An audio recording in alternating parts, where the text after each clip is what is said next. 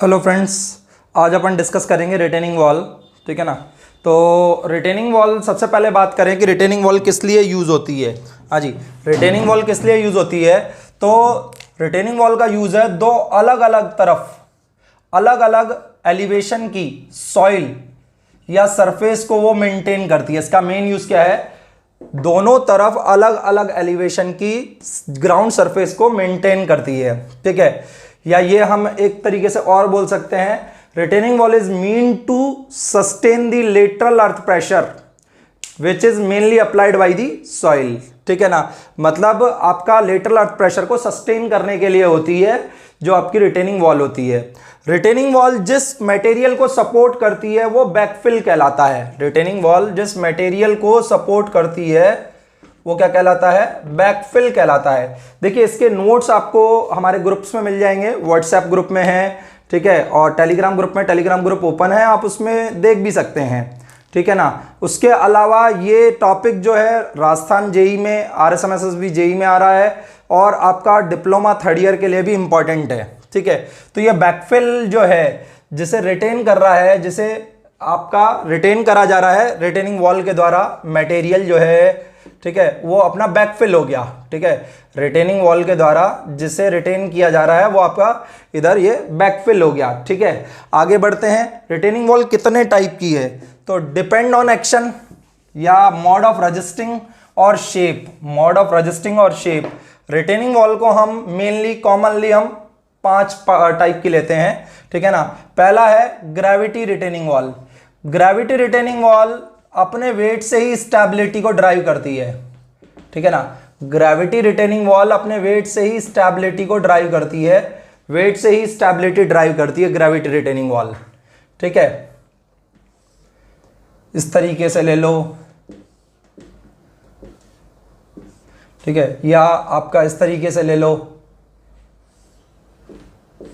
Gravity retaining wall जो है, ठीक है ना, वेट से ही ड्राइव करती है, ठीक है, अपनी स्टेबिलिटी को। ठीक है, second semi gravity retaining wall. देखिए, ग्रेविटी रिटेनिंग वॉल का क्या होता है, सेक्शन बहुत ज्यादा थिकर होता है, या ये कहें हैवी सेक्शंस होते हैं। ठीक है, तो सेमी ग्रेविटी रिटेनिंग वॉल, हालांकि ये हर बुक में नहीं है, ये आपको किस में दिख जाएगी, ये आपको KR अरोड़ा में दिख जाएगी। सेमी ग्रेविटी रिटेनिंग वॉल में क्या है कि ये कुछ तो स्ट्रेंथ ड्राइव करती है जो अपने वेट से, और कुछ इसमें क्या करते हैं, हम रीइंफोर्समेंट प्रोवाइड कर देते हैं, जिससे कि क्या हो जाता है, जिससे कि इसका सेक्शन जो है कंपैरेटिवली, इसका जो सेक्शन है कंपैरेटिवली थिनर होता है। ठीक है ना, जो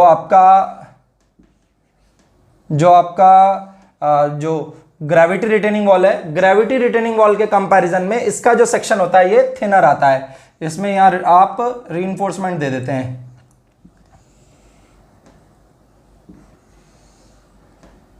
ठीक है ना, ये इस तरीके से। नॉर्मल ग्रेविटी रिटेनिंग वॉल में नहीं था, अगर इसको इस शेप में इस तरीके से दूं तो नॉर्मल में नहीं था, इसका सेक्शन जो आता है वो थिकर आता है। इसका जो सेक्शन आता है वो थिकर आता है। एक बार फिर से बना देता हूं।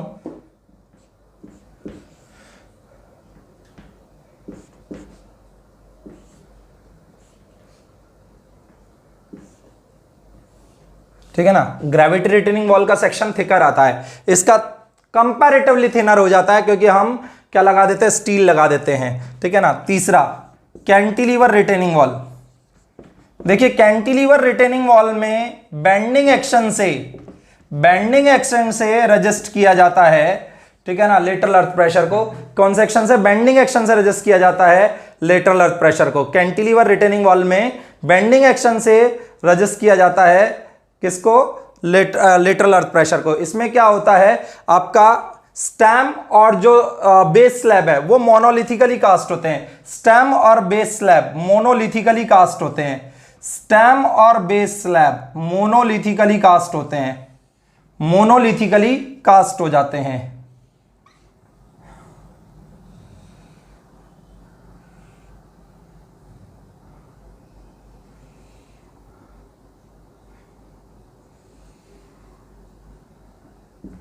ठीक है ना, मोनोलिथिकली कास्ट होते हैं स्टेम और बेस स्लैब। ये आपकी टो स्लैब है, ये बेस स्लैब में ये टो स्लैब हो गई, ये हील स्लैब हो गई, और ये आपका क्या हो गया, ये आपका स्टैम हो गया। तो स्टैम और बेस स्लैब मोनोलिथिकली कास्ट होता है कैंटिलीवर रिटेनिंग वॉल में। तो ये मैंने आपको अभी 3 बताई। ग्रेविटी रिटेनिंग वॉल स्ट्रेंथ से ही ड्राइव करेगी, स्ट्रेंथ से ही ड्राइव करे सॉरी वेट से ही ड्राइव करेगी अपनी स्टेबिलिटी को। इसमें वेट तो है ही, साथ में आपका क्या है कि कुछ आपने रीइंफोर्समेंट प्रोवाइड करके इसको स्ट्रेंथन कर दिया, तो कुछ स्मॉलर सेक्शन से ही ये रजिस्ट कर लेगी लेटरल अर्थ प्रेशर को, और यहां पर ये बेंडिंग एक्शन से करती है, बेंडिंग से रजिस्ट करती है ये, ठीक है ना, कैंटिलीवर रिटेनिंग वॉल। ठीक है, मैं इसको रफ कर रहा हूं। ये 3 टाइप की रिटेनिंग वॉल हो गई। चौथी काउंटर फोर्ट, चौथी है counter fort retaining wall. Counter fort retaining wall,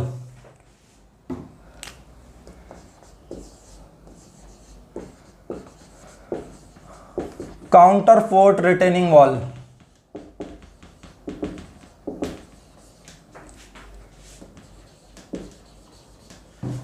ठीक है, इसमें क्या होता है, कुछ कुछ स्पेस पर vertical walls counter fort wall provide कर देते हैं, कुछ कुछ स्पेस पर। जैसे मैं आपको एक डायग्राम दे देता हूं, मैं आपको एक डायग्राम दे देता हूं।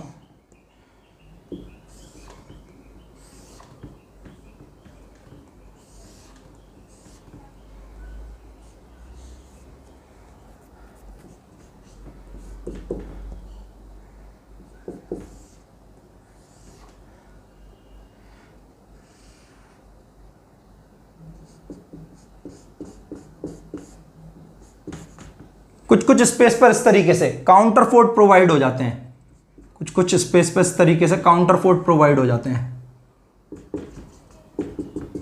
ठीक है ना, ये आपका, अगर ये आपका प्रोवाइड हो रहे हैं बैकफिल की तरफ, अगर ये बैकफिल की तरफ प्रोवाइड हो रहे हैं तो ये काउंटर फोर्ट रिटेनिंग वॉल है। अगर ये बैकफिल के अपोजिट प्रोवाइड करते हैं तो ये 5वीं टाइप की आ गई बटरेस रिटेनिंग वॉल।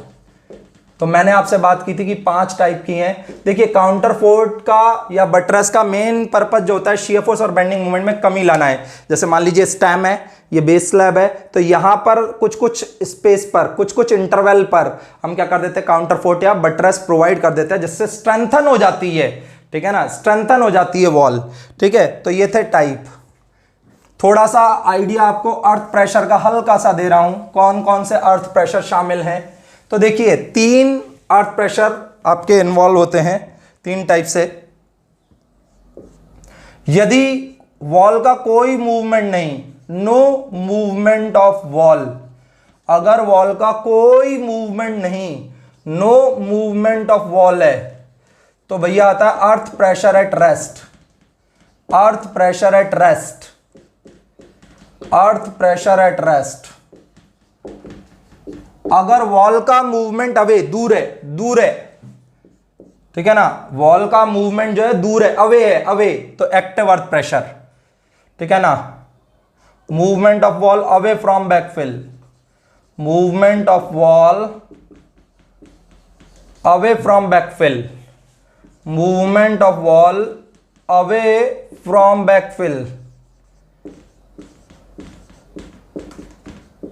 बैकफिल से अवे, मूवमेंट जो है वॉल का बैकफिल से दूर है, तो आपका एक्टिव अर्थ प्रेशर। अवे तो एक्टिव, पास आए तो पैसिव।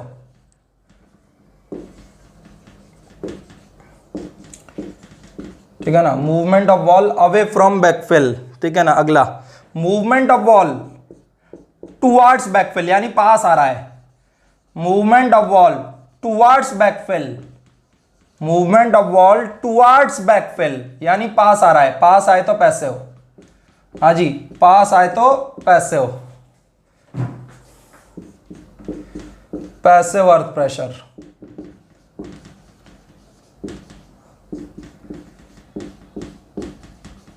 ठीक है ना, अर्थ प्रेशर एट रेस्ट हो गया, एक्टिव अर्थ प्रेशर हो गया, पैसिव अर्थ प्रेशर हो गया। तो ये 3 टाइप के आपके अर्थ प्रेशर हैं। ठीक है, बाकी डिटेल आपको सॉइल में पढ़ाई गई है, पूरा वेरिएशन कैसे आता है, के गामा एच, के पी गामा एच, एरिया लेना है, वो पूरा मैंने आपको सॉइल में पढ़ाया है। ठीक है, तो मैं आगे बढ़ रहा हूं, अब स्टेबिलिटी की बात करूंगा। अब अगला पॉइंट है स्टेबिलिटी की बात करूंगा, कि जो अपना रिटेनिंग वॉल है, ठीक है ना, किस तरीके से अपन को देखना है, या स्ट्रेंथ क्राइटेरिया और स्टेबिलिटी क्राइटेरिया कौन कौन सा है। तो सबसे पहले बात करें, ये रफ कर रहा हूं, मेनली ये सारी बात ग्रेविटी रिटेनिंग वॉल के लिए हो रही है।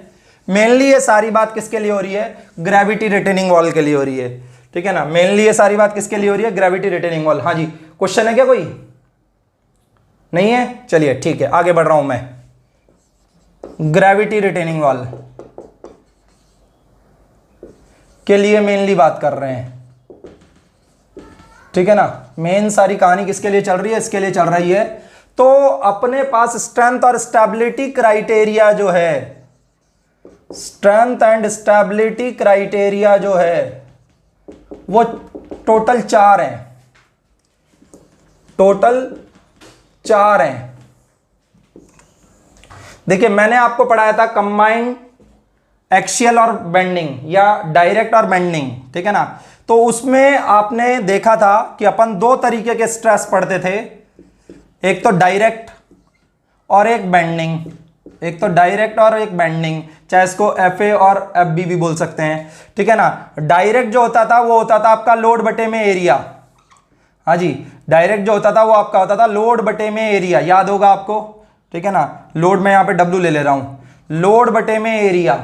और बेंडिंग क्या होता था, M/I इंटू में Y, ठीक है ना। अगर मुझे P मैक्स चाहिए, अगर मुझे P मैक्स चाहिए तो मेरे पास आ जाएगा P0 यानी W बटे में A प्लस M/Z, अगर मुझे P मैक्स चाहिए। और अगर मुझे P मिनिमम चाहिए तो ये आ जाता था W/A माइनस M/Z, ठीक है ना। देखिए बेस जो होगा रिटेनिंग वॉल का बेस वो रेक्टेंगुलर ट्रीट होगा, तो ये आपका P मैक्स और ये आपका P मिनिमम।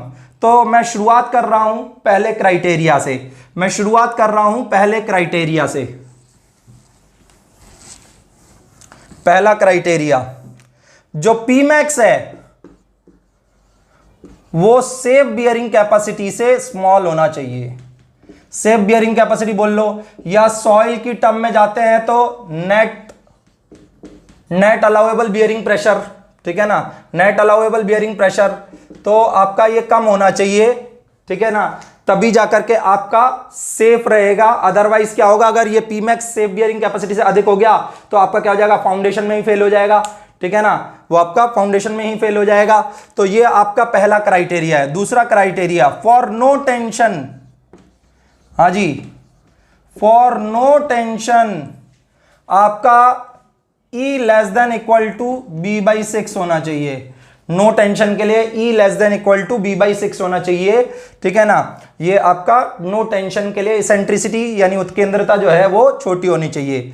तीसरा फॉर नो स्लाइडिंग, भैया स्लाइडिंग के लिए क्या होना चाहिए, फ्रिक्शन फोर्स बड़ा होना चाहिए। तो फ्रिक्शन फोर्स कितना होता है, म्यू गुणा में नॉर्मल फोर्स, म्यू गुणा में नॉर्मल फोर्स, नॉर्मल फोर्स हो गया वर्टिकल, रिजल्टेंट का जो वर्टिकल कंपोनेंट है ये बड़ा होना चाहिए किससे, हॉरिजॉन्टल वाले से। हाँ जी, ये बड़ा होना चाहिए किससे, हॉरिजॉन्टल वाले से। और फैक्टर ऑफ सेफ्टी कैसे दी जा सकती है स्लाइडिंग के लिए, फैक्टर ऑफ सेफ्टी दी जा सकती है स्लाइडिंग के लिए म्यू RV बटे में RH, जिसकी मिनिमम वैल्यू 1.5 होनी चाहिए, मिनिमम वैल्यू जिसकी कितनी होनी चाहिए, 1.5, ठीक है ना, मिनिमम 1.5 होना चाहिए, ठीक है ना, मिनिमम 1.5 होना चाहिए जनरलाइज क्राइटेरिया के अकॉर्डिंग, ठीक है। अगला for no overturning, no overturning के लिए जो रिजल्टेंट है ना विद इन दी बेस होना चाहिए, रिजल्टेंट जो है विद इन दी बेस होना चाहिए। हाँ जी, रिजल्टेंट जो है वो विद इन दी बेस होना चाहिए। अगर आपका नो टेंशन का क्राइटेरिया फॉलो हो रहा है तो ये क्राइटेरिया तो श्योर फॉलो हो रहा होगा, ठीक है ना। रिजल्टेंट जो है वो विद इन दी बेस होना चाहिए।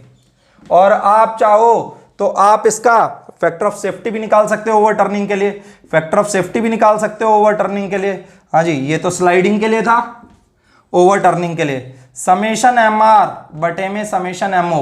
MR जो है वो आपका रजिस्टिंग मूवमेंट है, रजिस्टिंग मूवमेंट है, ठीक है ना, टो के अबाउट लेते हैं रजिस्टिंग मूवमेंट। और समेशन MO क्या है आपका, ओवर टर्निंग मूवमेंट है, किसके अबाउट लेते हैं, टो के अबाउट, टो के अबाउट लेते हैं, ठीक है ना। अभी मैं आपको एक छोटा सा न्यूमेरिकल करा देता हूं तो आपको क्लियर हो जाएगा। तो ये रजिस्टिंग मूवमेंट है या ओवर टर्निंग मूवमेंट है, तो अपने 4 क्राइटेरिया हैं, ठीक है ना। भैया P मैक्स आपका सेफ बियरिंग कैपेसिटी से कम होना चाहिए, और नो टेंशन के लिए E less than equal to B/6 होना चाहिए। नो स्लाइडिंग के लिए आपका फ्रिक्शन फोर्स अधिक होना चाहिए इससे। अच्छा, म्यू को अपन क्या बोलेंगे, फ्रिक्शन कोफिशिएंट है, एंगल से भी दे सकते हैं आप, फ्रिक्शन कोफिशिएंट है between base of wall and foundation, base of wall and soil.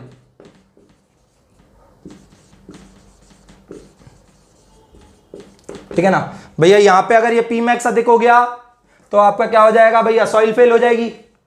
ठीक है ना भैया, वो मर्ज कर जाएगा, उसमें लोड नहीं झेला जाएगा। ठीक है ना, आगे बढ़ रहा हूं मैं, तो ये 4 क्राइटेरिया हमारे फॉलो होने चाहिए। एक छोटा सा न्यूमेरिकल करा रहा हूं, ठीक है, न्यूमेरिकल नोट्स में ही दिया हुआ है, तो मैं एक बार उसको रीड आउट कर देता हूं। ऐसा करता हूं, मैं एक बार उसको रीड आउट कर देता हूं, सुन लीजिएगा, बाकी वो नोट्स में ही दिया हुआ है। ठीक है, बाकी मैं डायग्राम बना दूंगा तो आपको क्लियर हो जाएगा, सुन लीजिएगा धीरे धीरे।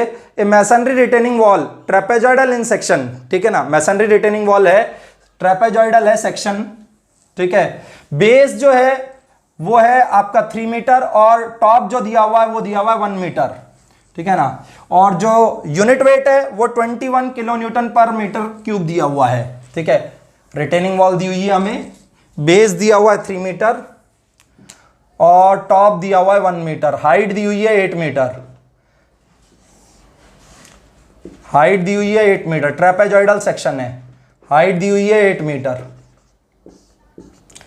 ठीक है, और हमसे कह रहा है जो रिटेन हो रहा है मटेरियल, उसका जो प्रेशर इंटेंसिटी आ रही है, प्रेशर इंटेंसिटी टॉप पे 0 है और बॉटम पे 25 किलो न्यूटन पर मीटर स्क्वायर है।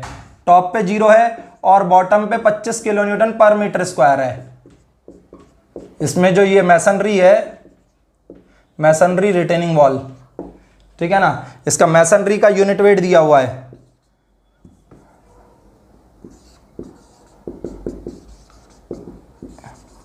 हाँ जी, क्वेश्चन आप नोट्स में देख सकते हैं, नोट्स में मैंने डाल दिया है, और बाकी मैं बता रहा हूं जो जो दिया हुआ है। ये हमें दिया हुआ है, ये दिया हुआ है 3 मीटर, ये 8 मीटर दिया हुआ है, ये 1 मीटर दिया हुआ है, ये 25 किलो न्यूटन पर मीटर स्क्वायर दिया हुआ है। ठीक है, हमें दिया हुआ है जो बियरिंग कैपेसिटी दी हुई है उसमें 300 किलो न्यूटन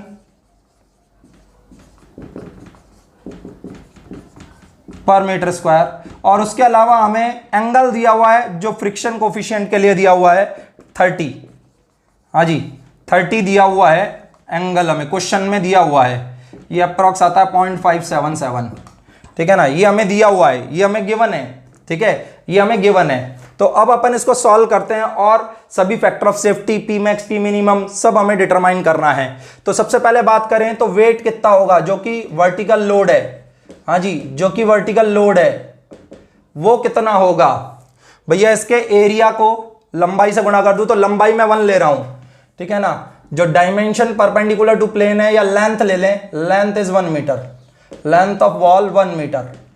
ठीक है, 1 metre, length of wall 1 metre, 1 metre की लेंथ ले ली इसकी हमने। ठीक है, 1 मीटर लेंथ ले ली है अपन ने। अब इसका वेट जो निकालेंगे, वेट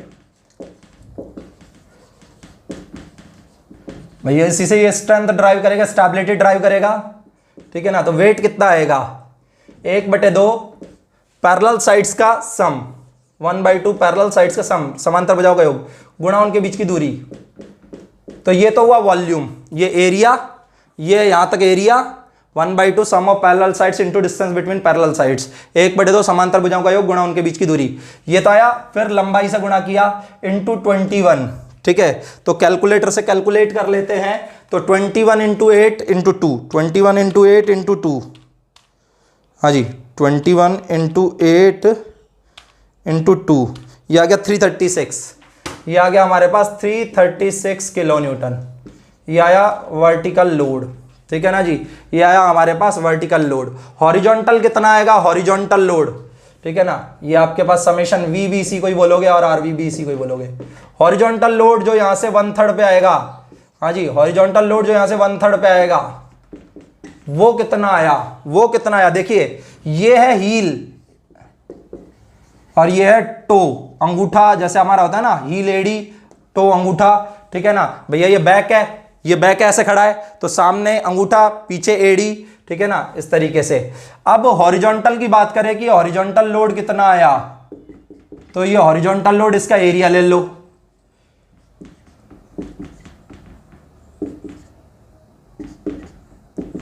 एक बटे दो, बेस है 8, हाइट है 25, या 1/2 बेस है 25, हाइट है 8, ठीक है ना। ये इनटू में ये जो परपेंडिकुलर डायरेक्शन का भी आप ये मल्टीप्लाई कर दो 1 मीटर, तो आपका किलो न्यूटन में आ जाएगा ये। तो ये आ गया 100 किलो न्यूटन। हाँ जी, ये आ गया 100 किलो न्यूटन। तो ये अभी हमारे पास निकल के आया आरवी, और ये समेशन एच, समेशन वी और समेशन एच, ये हमारे पास निकल करके आया। अब अगली बात, मुझे पी मैक्स निकालना है, पी मैक्स, तो मुझे ई चाहिए। हाँ जी, पी मैक्स निकालना है तो ई चाहिए।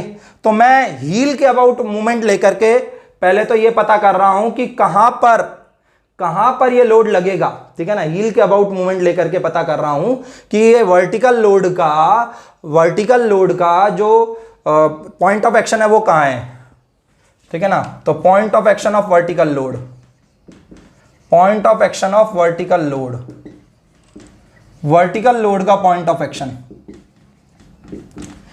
अबाउट हील ले रहा हूं मैं, अबाउट हील। तो आप जानते हो a1 x1 plus a2 x2 करके अपन जोड़ के करते हैं, a1 x1 plus a2 x2 करके करते हैं, ठीक है ना। तो मैं हील के अबाउट ले रहा हूं, हील के अबाउट, ठीक है। तो देखिए ये आपका एक रेक्टेंगल है, ये एक रेक्टेंगल है, ये एरिया हो गया 1 × 8, ये रेक्टेंगल है 1 × 8, ठीक है। एक बार इसको रफ कर रहा हूं और बताने के लिए, ठीक है। यहां पे देखिए ये हो गया 1 और ये हो गया 2, बताने के लिए आपको डिवाइड करा है, ये 1 और ये 2, ठीक है ना। तो यहां पर आप देखिए कि ये 1 × 8 तो हो गया आपका एरिया, और इसकी सेंट्रॉइड की डिस्टेंस हील से कितनी है, 0.5 पे, 0.5 पे,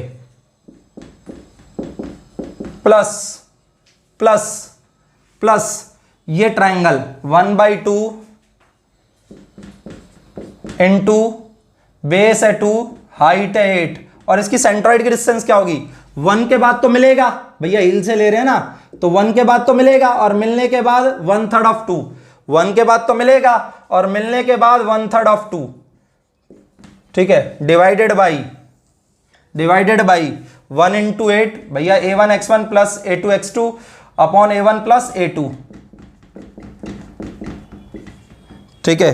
तो यहां से वैल्यू निकालते हैं अपन, ऊपर ये आ गया 8, 5, 40/3, 40/3 और ये 52/3 डिवाइडेड बाई 16, हाँ जी आया 1.0833 मीटर, 1.0833 मीटर, 1.0833 मीटर, ये आ गया आपके पास 1.0833 मीटर।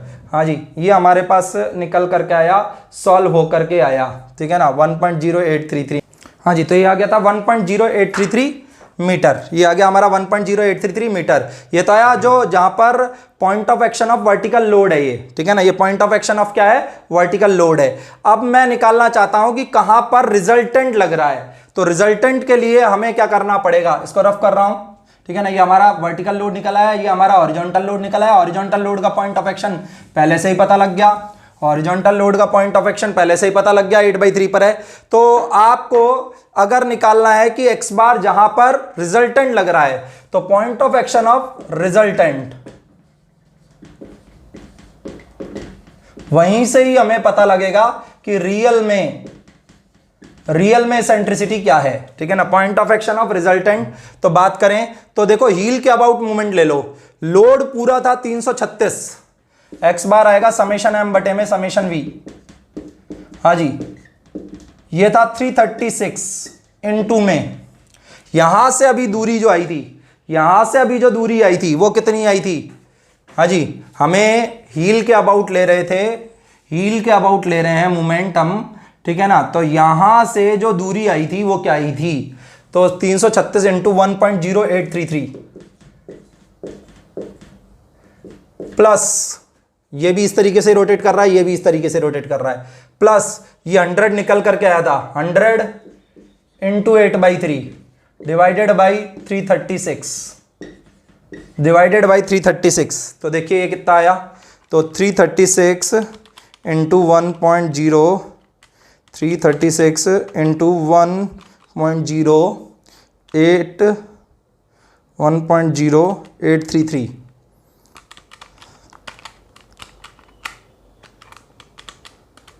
ठीक है ना। ये आया 363.9888, 363.9888, और ये आ जाएगा आपका 800/3, यानी आपका 266.667।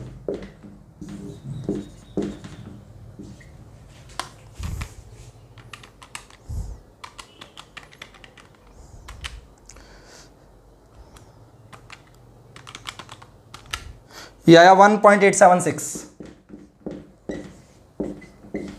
हाँ जी, ये आया 1.876 मीटर, ठीक है। तो आपका इसेंट्रिसिटी क्या आ गई, इसेंट्रिसिटी, तो 1.876 मीटर माइनस 1.5, तो ये आ गया 0.376। भैया ये रिजल्टेंट का पॉइंट ऑफ एक्शन है, और वो जो पहले एक्स बार निकाला था वो वर्टिकल लोड का पॉइंट ऑफ एक्शन था, ये रिजल्टेंट का है, ठीक है ना। तो आपका इसेंट्रिसिटी जो आ गई, इसेंट्रिसिटी जो आ गई वो आपकी आ गई 0.376 मीटर, ठीक है। अब हम जानते हैं, ठीक है ना, ये b/6 से छोटी है, हाँ जी, E जो है b/6 से छोटी है, b/6 कितना है, b/6 है आपका 3/6 यानी 0.5, तो नो टेंशन, कोई टेंशन ही नहीं होगी, हाँ जी, कोई टेंशन ही नहीं होगी, हेंस नो टेंशन, ठीक है ना, कोई टेंशन ही नहीं होगी, ठीक है। नेक्स्ट,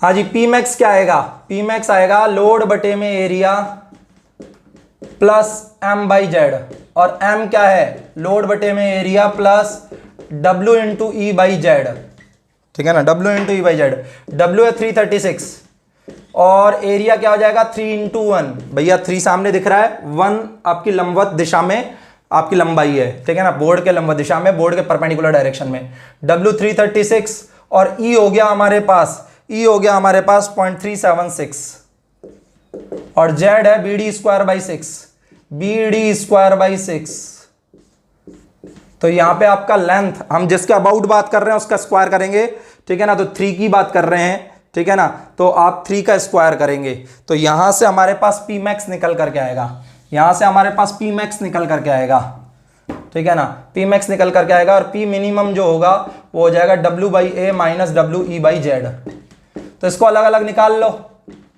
ठीक है, इसको अलग अलग निकाल लो, तो आप क्या एक बार जोड़ देना, एक बार घटा देना,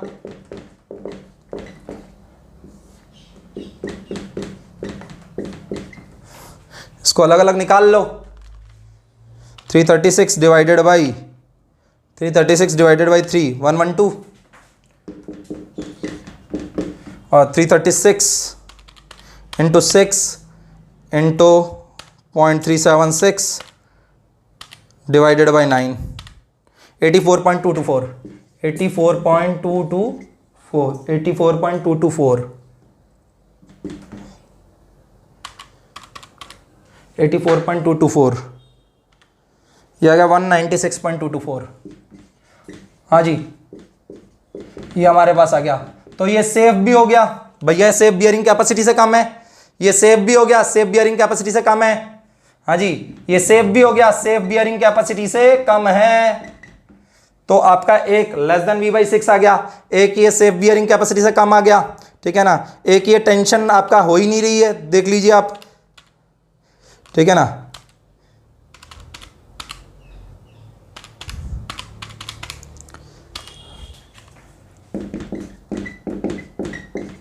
देखिए ये वाला जो आएगा, ये वाला किस पे आएगा, मिनिमम आएगा इस पे, ये इस तरीके से रोटेट कर रहा है, मिनिमम आएगा हील पे, और मैक्सिमम आएगा टॉप पे, मैक्सिमम आएगा टॉप पे, मिनिमम आएगा हील पे, ठीक है। ये आपका एक और हो गया। अब तो चीजें और पता करनी है, फैक्टर ऑफ सेफ्टी ओवरटर्निंग की, फैक्टर ऑफ सेफ्टी ओवरटर्निंग की, और फैक्टर ऑफ सेफ्टी स्लाइडिंग की। तो पहले स्लाइडिंग के लिए बात करते हैं, factor of safety, factor of safety sliding की, तो म्यू आरवी बटे में RH, तो म्यू आरवी, म्यू आपका 0.577 है, आरवी वही वर्टिकल लोड जो है 336 और आरएच है 100, ठीक है ना, आरएच हॉरिजॉन्टल लोड 100, तो 0.577 इंटू 336 डिवाइडेड बाई 100, तो ये आ गया 1.9387।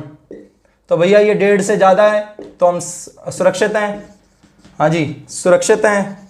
हाँ जी, अभी ओवर टर्निंग की बात कर लेते हैं। ओवर टर्निंग की बात कर लेते हैं तो factor of safety against over turning क्या है?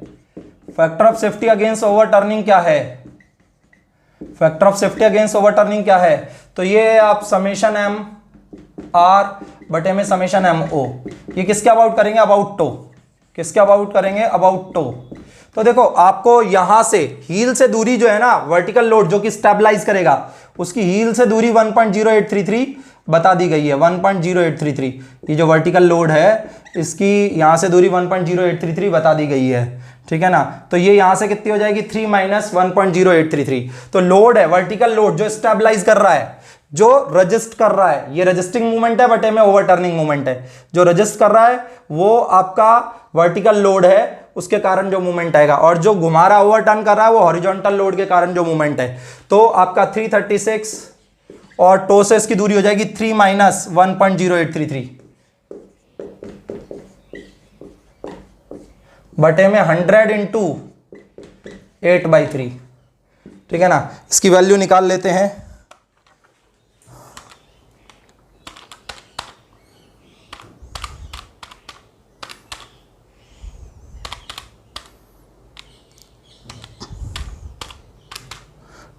ऑलमोस्ट 2.415 आ रही है, जो कि इससे अधिक है, 1.5 से अधिक है। तो यहाँ पे भी हम क्या हो गए? सेफ हो गए, ठीक है। तो तीनों ही, ये चारों ही क्राइटेरिया में सेफ आ रहे हैं। स्लाइडिंग के अगेंस्ट सेफ हैं, ओवरटर्निंग के अगेंस्ट सेफ हैं, और आपका विद इन दी B/6 है, और Pmax जो है वो बियरिंग कैपेसिटी से कम है, ठीक है। तो ये लेक्चर यहाँ पे फिनिश कर रहा हूँ। अगला लेक्चर डैम और आपका चिमनी का।